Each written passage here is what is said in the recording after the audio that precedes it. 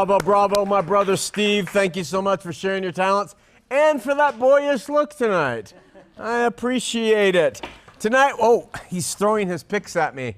We're going to talk really quickly about the human being. The human being. Now listen, I'm going to talk just quickly about the old school worldview and the new school worldview. The old school worldview says something like this. What happens to the Aborigine who lived in 1620 who never heard of Jesus? The old school was they go to hell forever and burn and burn and burn. Is that the only thing? Some people would say, if they lived according to the best they had, then maybe God would have mercy on them.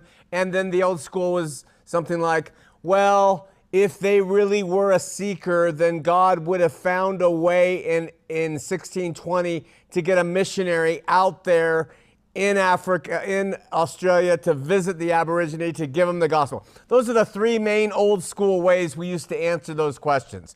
What about the Aborigine, right? Well, it's much more than just the Aborigine when you think about it.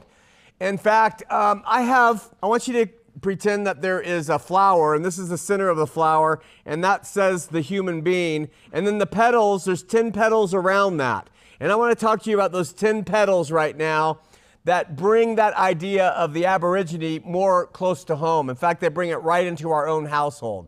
Because in the human being, there are so many different factors that come into play as to why some people are one way and why some people are another way, just like why some people are Americans and some people are Aboriginals from Australia. So the first thing to consider when it comes to somebody in this world receiving, understanding, knowing Jesus is their family. Just where they came from genetically. Who mom and dad, who grandma and grandpa were, what was the emotional, intellectual, physical, psychological makeup of everybody in the family? Was there abuse? Was it a good family life? Every person we meet has a family or non-family, they could have been adopted, that they come from, and that greatly affects the way that they see the world, the way they hear the truth or not, and what they embrace.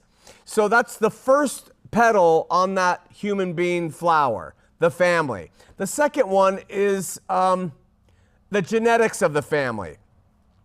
So we have the tenor of the home and the family, and we have whether it was love and peaceful or chaotic, or if there was discipline, or if there was alcoholism, or if there was abuse, or all of those things that come with upbringing in a family. But then you have just the genetics that come with your parents and your grandparents and your forefathers.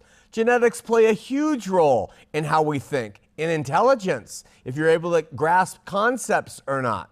The next petal on that is your religion.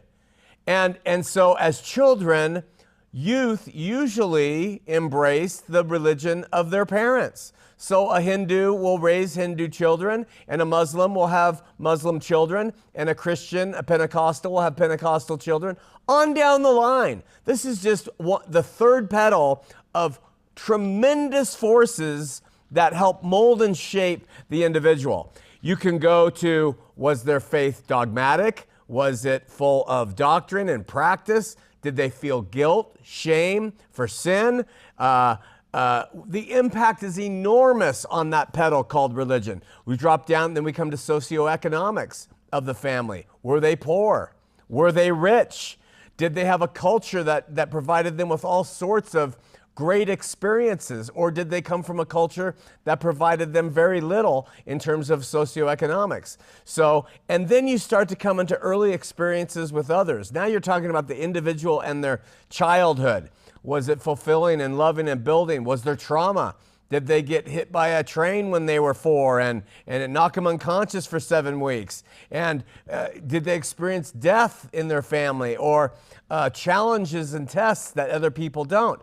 These are like 5 of the first petals of the person we call the human being, and how those factors play into what they think and what they do. Who are their friends? The next thing. Did they have a lifelong friend? Did they have trouble making friends? Were they alienated by the friends in grade school and high school? And did that make them more susceptible to certain religious tenets or less susceptible? And then you can go to the environment itself.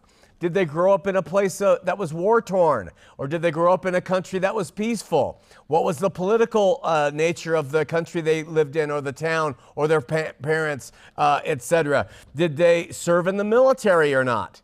These are other factors as we're starting to get older that play upon somebody's worldview. And then you come to education.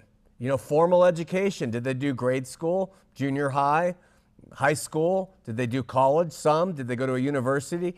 Did they get a master's or a PhD? Where did they get these things? Was it at the local community college in Panguitch, Utah, or did they go to Harvard and Yale?